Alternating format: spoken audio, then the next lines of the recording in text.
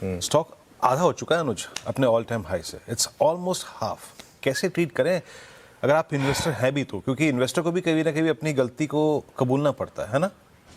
देखिए वीरू, दिक्कत क्या है कि एक तो टाटा ग्रुप की कंपनी है और कहीं ना कहीं इसने इतना पैसा बना कर दिया लोगों को, तो एक लोगों को लगता है कि अब इसका 5 साल का चार्ट देखिए, आई थिंक उसमें पिक्चर क्लियर हो जाएगी इसका। अगर आप 5 साल का चार्ट देखेंगे तो अब जैसा आपने बोला हाई से आधा हो गया है, इस 5 साल में ये स्टॉक 5 गुना हुआ है।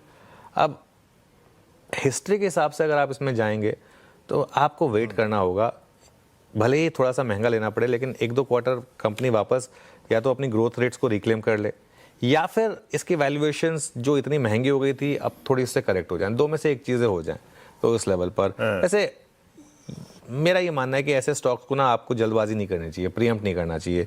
पिछले साल इतना गिरा था और अब 1-8 क्वार्टर तो वेट करिए और लेट्स वेट एंड वॉच।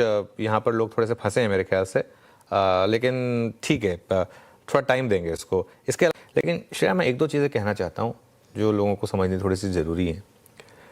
कभी भी ना एक जो नंबर्स आए ना उनको एनालाइज करने में बहुत ज़्यादा जल्दबाजी मत करिए।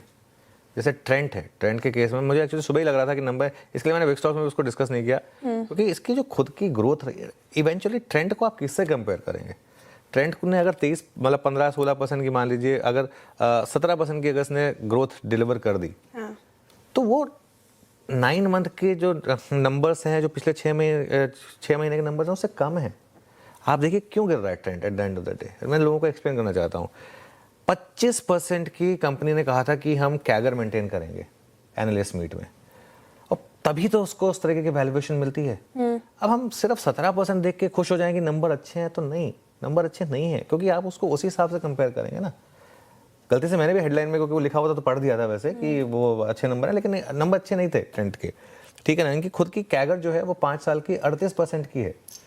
तो इसके लिए ये थोड़ा सा आपको केयरफुल रहने की जरूरत है। दूसरा, आई थिंक रिलायंस ने कहीं ना कहीं मूड बिगाड़ा है मार्केट का, क्योंकि कल मुझे लग रहा, कल या परसों मुझे लग रहा कि कुछ लोग ट्रैप हुए होंगे यहाँ पर, क्योंकि कुछ लोगों को लगा कि ब्रेकआउट है और वो उल्टा हो गया उसका। कल ही एक्चुअली डे लो पर बंद हुआ और आज फिर ये 3.5% नीचे। तो इसके लिए 2-3 चीज़ें हैं मार्केट में जो दिक्कत क्रिएट कर रही हैं। लेकिन बैंक निफ्टी ठीक है, लेकिन निफ्टी पे तो आज लग गया, ट्रेलिंग स्टॉप लग गया। अनलेस आप कल के हाई के ऊपर निकल पाए, तब तक थोड़ा सा शायद आपको वेट करने की जरूरत है। चलिए एक काम करते हैं, एक गौरांग जी है क्या हमारे साथ? गौरांग जी, खरीद रहे हैं क्या ट्रेंड 8% नीचे?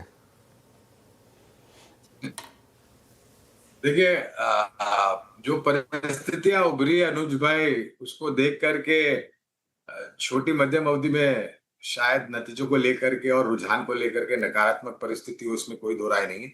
लेकिन लंबी अवधि के लिए अगर आप निवेश कर चुके हैं, तो फिलहाल बने रहने की राय होगी। इंतजार करेंगे आंकड़ों को लेकर के कि किस तरीके की परिस्थिति उभरती है तीसरी और चौथी तिमाही में।